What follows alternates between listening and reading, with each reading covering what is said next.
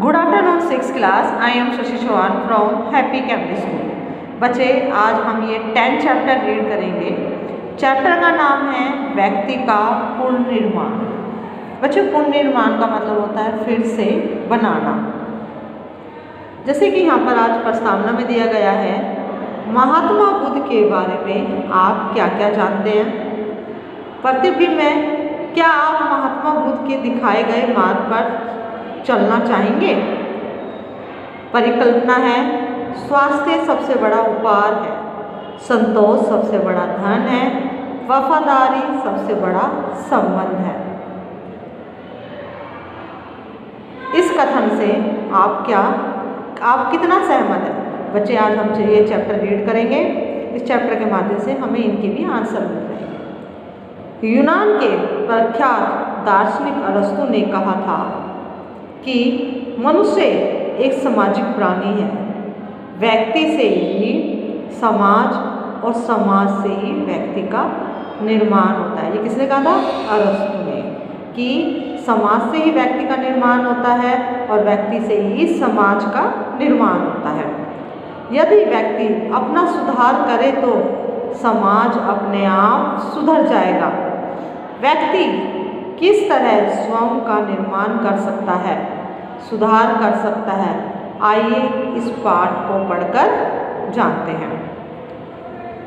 आज व्यक्ति की ही नहीं बल्कि समाज के पुनर्निर्माण की भी आवश्यकता है, मतलब फिर से बनाना। क्या व्यक्ति का पुनर्निर्माण एकदम उपेक्षा की चीज़ है? उपेक्षा का अर्थ है कि तिरस्कार। यह सत्य है कि व्यक्ति समाज की उपज है और यदि सारा समाज लूला लंगड़ा रहे तो एक व्यक्ति भी सीधा नहीं खड़ा हो सकता, क्योंकि समाज भी तो व्यक्तियों का ही समूह है।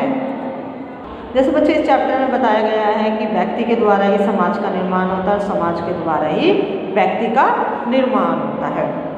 यदि प्रत्येक व्यक्ति अपनी सुधार की ओर ध्यान देते हो, पूरे समाज का निर्माण कितना आसान हो जाए। बौद्ध धर्म में सम्यक व्यायाम के 4 अंग कहलाए हैं।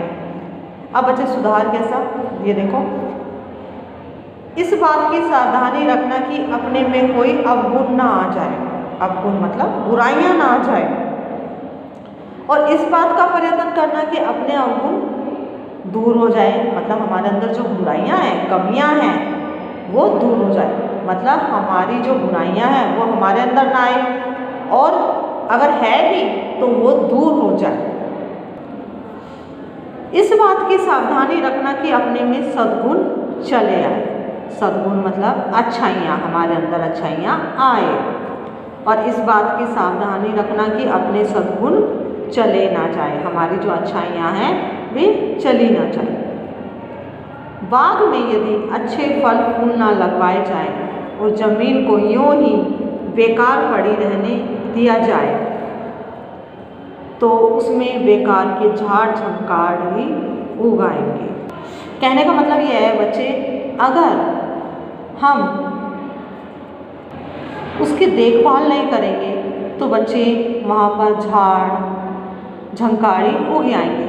अगर हम उसकी देखभाल करेंगे, फूल लगाएंगे तो वह काफ़ी अच्छी हो जाएगी। जैसे कि यदि अवगुणों को दूर करने और सद्गुणों को लाने का उपाय निरंतर नहीं किया जाएगा तो अवगुण बने ही रहेंगे और सद्गुण नहीं आएंगे। इसलिए यदि इस चतुर्मुखी कार्यक्रम को हटाकर इसके केवल 2 अंगों, अवगुण को दूर करना और सद्गुणों को अपनाना को स्वीकार कर लिया जाए तो भी मैं समझता हूँ भगवान बुद्ध का उद्देश्य पूरा हो सकता है। अब चतुर्मुखी का मतलब क्या होता है बच्चे? सभी तरह का। अब इन भगवान बुद्ध का उद्देश्य हो जाइए, कौन कह रहा है बच्चे?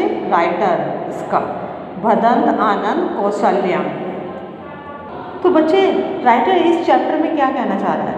राइटर इस चैप्टर में कहना चाह रहा है कि हमारे अंदर अगर बुराइयां हैं, कमियां हैं, अगर हम उनको दूर करना चाहे तो उनको दूर किया जा सकता है और अच्छाइयों को अपनाया जा सकता है।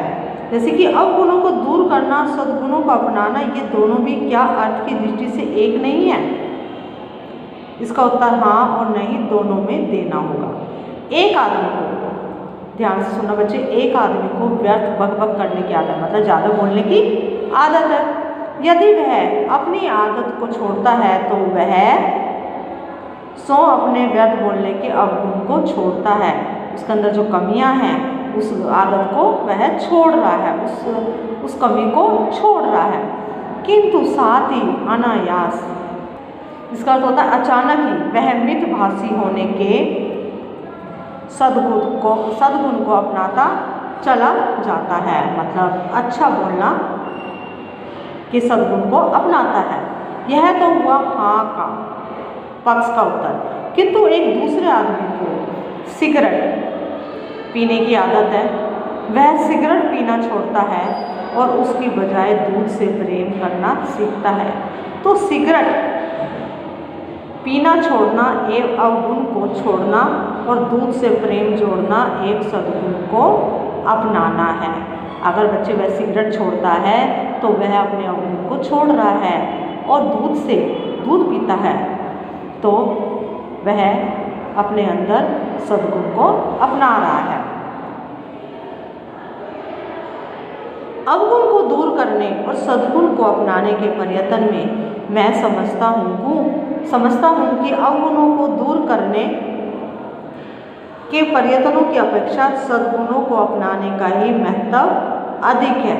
किसी कमरे में गंदी हवा और स्वच्छ वायु एक साथ रह ही नहीं सकती। कमरे में हवा रहेगी नहीं, यह तो हो ही नहीं सकता। जैसे कि बच्चे एक कमरे में गंदी हवा, गंदी वायु है, तो उस वायु को निकालने के लिए, उस हवा को बाहर निकालने के लिए हमें खिड़कियाँ खोलनी पड़ेगी। खिड़कियाँ खोलेंगे तभी तो वो बदबूदार हवा कमरे से बाहर निकलेगी और अच्छी हवा का प्रवेश होगा। अच्छी हवा कैसे मिलेगी? वो सद्गुण में आता है, और जो बेकार हवा थी, गंदी वायु थी, वो अवगुण में आता है। गंदी हवा को निकालने का सबसे अच्छा उपाय एक ही है कि सभी दरवाजे और खिड़कियां खोलकर स्वच्छ वायु को अंदर आने देना। बच्चे आज हम इस चैप्टर को यहाँ तक ही पढ़ेंगे। आगे का चैप्टर हम नेक्स्ट क्लास में, आपका कार्य ये है कि आपको इस चैप्टर को रीड करना है।